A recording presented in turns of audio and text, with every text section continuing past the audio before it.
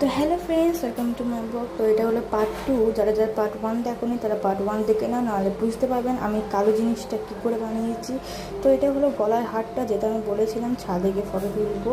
তো এই গলার হার তৈরি করার জন্য আমি ফার্স্টে আঠা আর এই চরকাটা আমি ব্যবহার করছি। চরকাটা আমি বানাচ্ছি না, কারণ অনেকে বানাতে পারেন আবার বানাতে পারেন না। তাই যারা বানাতে পারে না তারা আমাকে কমেন্ট করবে, আমি দেখিয়ে দেবো। তারপর কড়ি লাগিয়ে জাম্পিক্স লাগিয়ে আমি একটা সাধারণ কলকা করেছি, বেশি ডিজাইন না। আপনারা আপনাদের মতো কলকা করতে পারেন, আমি আমার মতো কলকা করেছি।